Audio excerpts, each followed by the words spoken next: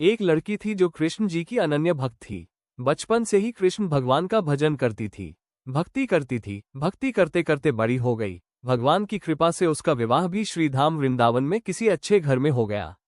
विवाह होकर पहली बार वृंदावन गई, पर नई दुल्हन होने से कहीं घूमने न जा सकी और कुछ दिन बाद वो ससुराल से पहली बार मायके गई। और कुछ दिनों के बाद उसका पति उसे लेने उसके मायके आया। अपने पति के साथ फिर वृंदावन पहुंच गई। पहुंचते पहुंचते उसे शाम हो गई। पति वृंदावन में यमुना किनारे रुककर कहने लगा, देखो शाम का समय है, मैं यमुना जी में स्नान करके अभी आता हूं।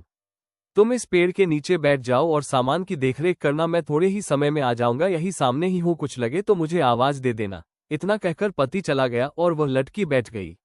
अब एक हाथ लंबा घूंघट निकाल रखा है क्योंकि गांव है, ससुराल है, और वहीं बैठ गई। मन ही मन विचार करने लगी कि देखो ठाकुर जी की कितनी कृपा है, उन्हें मैंने बचपन से भजा और उनकी कृपा से मेरा विवाह भी श्रीधाम वृंदावन में हो गया।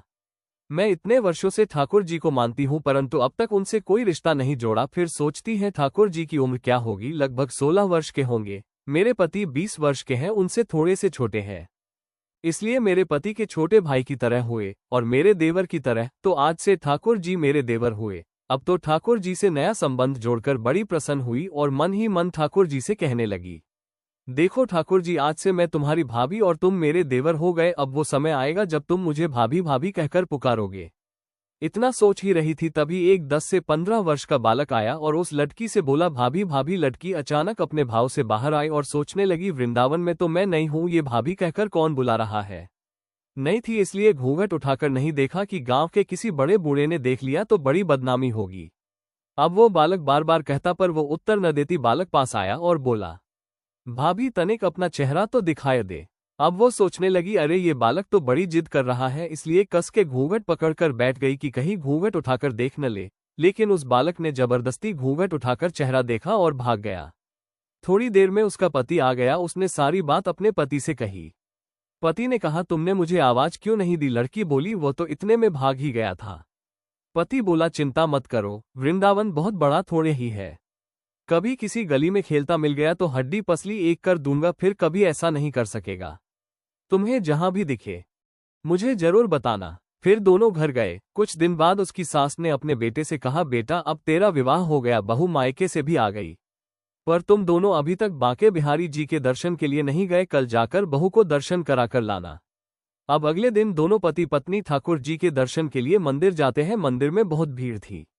लड़का कहने लगा, देखो तुम स्त्रियों के साथ आगे जाकर दर्शन करो, मैं अभी आता हूँ। अब वह आगे गई पर घूंघट नहीं उठाया। उसे डर लगता कोई बड़ा बूढ़ा देखेगा तो कहेगा, नई बहू घूंघट के बिना घूम रही है। बहुत देर हो गई। पीछे से पति ने आकर कहा, अरे बाबली, बिहारी जी सामने है, घूंघट काहे नाय खोले। घूंघट नाय खोलेगी तो दर्शन कैसे करेगी। अब उसने अपना घूंघट उठाया और जो बांके बिहारी जी की ओर देखा तो बांके बिहारी जी की जगह वही बालक मुस्कुराता हुआ दिखा तो एकदम से चिल्लाने लगी, सुनिए, जल्दी आओ जल्दी आओ। पति पीछे से भागा भागा आया। बोला, क्या हुआ। लड़की बोली, उस दिन जो मुझे भाभी भाभी कहकर भागा था वो बालक मिल गया। पति ने कहा, कहाँ है, अभी उसे देखता हूँ। तो ठाकुर जी की ओर इशारा करके बोली, ये रहा, आपके सामने ही तो है।